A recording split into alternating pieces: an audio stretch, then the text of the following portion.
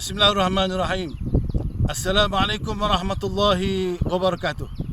Sahabat-sahabat yang saya muliakan, kita nak bincang sikit pasal Isra wal Mi'raj. Nak discuss sikit pasal Isra wal Mi'raj.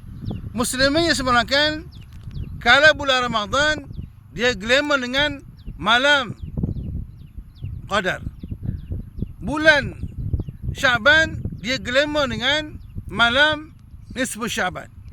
Bulan Rajab ni, bulan Rajab dia glamour dengan malam Isra wal Mi'raj. Muslimin sebenarnya Isra wal Mi'raj. Isra ialah perjalanan bumi ke bumi, daripada Mekah ke Palestin. Isra bumi ke bumi, mendatar. Mi'raj bumi ke langit. Mi'raj bumi ke langit. Jadi ulama bagi tahu bumi ke bumi, Isra ni ialah hubungan sesama manusia. Ke langit menegak hubungan dengan Allah. Nak bagi tahu kepada kita bahawa kita ada dua hubungan. Pertama yang penting sekali, hubungan dengan Allah. Jangan pula sibuk sambut maulud, sambut Isra wal Mi'raj, tapi dengan Allah malas solat, malah berzikir, tidak bersyukur, tidak sabar ujian Allah dan seumpamanya. Jadi kita nak dua-dua. Isra sesama manusia kena okey, dan kalau tak okey, maafkan, minta maaf. Kemudian dengan Allah pun okey insya-Allah. So hubungan dengan Allah, hablum minallah bagus, hablum minannas pun bagus. Muslimin yang sebenarnya, apa tujuan Allah Taala bawa Nabi ke langit? Yang pertama, untuk hilangkan sedihnya Nabi. Nabi ni sedih tuan-tuan. Nabi berdakwah lama. Banyak sekali cabaran, dugaan. Kadang-kadang yang tak suka Nabi ni ialah saudara mara.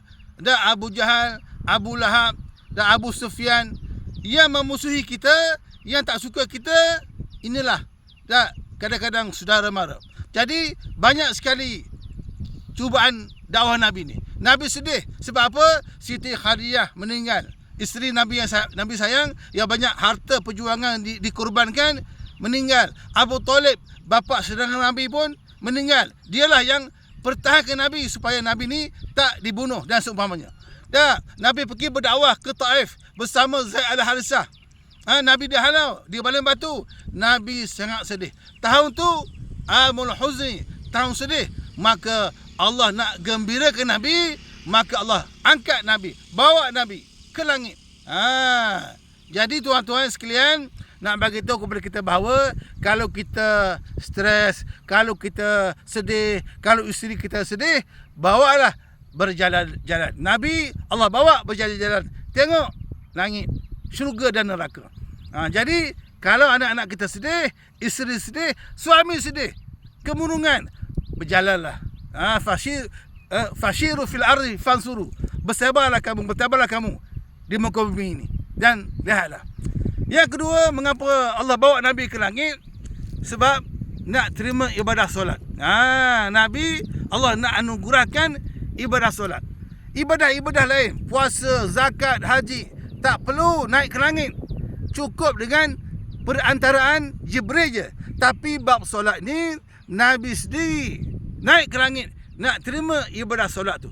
Nak bagi tahu pentingnya solat ni. Muslimin yang sebenarnya, kalaulah sesuatu anugerah tu bernilai, maka Tuanku Sultan biasanya akan jemput kawan tu. Kamu datang ke istana. Kamu datang ke istana. Better nak bagi pangkat Datuk, Datuk Seri, Tan Sri, Tun dan seumpamanya. Okey. Jadi oleh kerana solat ni anugerah Allah yang sangat istimewa, maka Allah jemput Nabi, datang sendiri, terima anugerah tu. Jadi oleh kerana solat ni anugerah Allah yang sangat hebat, jangan tinggal solat. Jangan main-main dengan solat.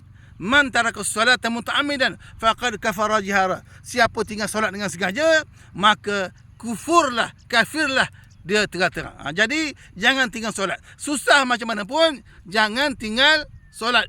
Kalau musafir pun, jangan tinggal solat. Walaupun boleh jamak qasar insya-Allah. Muslimin yang sebenarnya, so yang pertama, Allah nak hiburkan Nabi. Yang kedua, tujuan Isra' wal Mi'raj ialah untuk anugerah solat. Yang ketiga, Allah nak tunjuk syurga dan neraka kepada Nabi. Allah nak tunjuk powernya. Allah nak tunjuk tanda-tanda kebesaran Allah. Linuriyahu min ayatina, untuk kami tunjuk tanda-tanda kebesaran kami. Nabi naik ke langit, tengok sendiri syurga dan neraka. Sebelum ni Nabi hanya bercerita saja, berdasarkan wahyu. Nabi bercakap tentang syurga dan neraka berdasarkan wahyu. Wa ma yantiqu 'anil hawa in huwa 'illa wahyu yuha. Muhammad ni tidak bercakap melainkan apa yang Allah wahyukan. So sebelum ni Nabi cerita syurga dan neraka berdasarkan yang dia dengar daripada Jibril. Tapi bila Nabi naik ke langit, Nabi tengok sendiri syurga dan neraka ni. Jadi bila tengok sendiri, Nabi lebih yakin dan senang nak sampaikan, nak bercerita kepada para sahabat. Muslimin yang semuanya, yang penting sekali bila kita sambut Isra' wal Mi'raj ialah kita kena ambil ibrah dari pengajaran. Apakah pengajarannya? Yang pertama antara pengajarannya ialah pentingnya masjid. Allah Ta'ala bawa Nabi daripada minal masjidil haram ilal masjidil aqsa, daripada Mekah ke Aqsa Palestin, nak bagi tahu pentingnya masjid. Jadi masjid ni bukan milik individu. Jangan buat harta masjid ni. Masjid surau ni bukan milik pengurusi, nazir ataupun AJK masjid, AJK surau. Itu milik semua. Jadi imarahkan dia. Imarahkan masjid surau ni. Jangan ada tamak kuasa. Jangan ada pilih kasih. Jangan ada fitnah, berebut jawatan dan seumpamanya. Dan gunakan masjid sumbangan orang ramai derma tu untuk kebaikan ahli qaryah dan seumpamanya. Okey, kalau buat kenduri, panggil semua. Jangan dimakan, dihentam oleh AJK masjid saja. Sebab itu duit masjid. Muslimin yang semalakan, apalagi ibrah dan pengajaran. Nabi tengok dalam Isra' wal Mi'raj, ada orang tu yang ketuk kepala. Itulah balasan bagi manusia yang malas solat, yang tinggalkan solat. Jadi as-salatu amaduddin, faman aqamaha faqad aqamaddin, wa man tarakaha faqad hadamaddin. Solat ni tiang agama.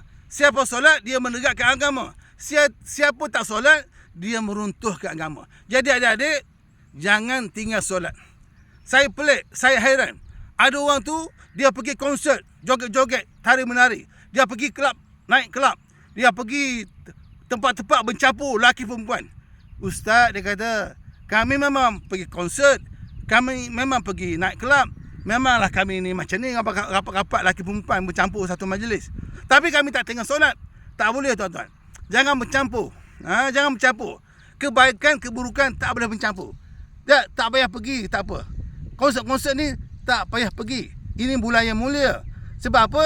Kalau kita bercampur, minyak dengan air bercampur pun tak boleh. Minyak petrol campur air, rosak. Air campur minyak pun rosak, kecuali minyak kelapa darah untuk kesihatan. Jadi jangan bercampur. Lelaki perempuan jangan bercampur. You solat, you berzikir, lepas tu you joget-joget, tengok perempuan berjoget-joget.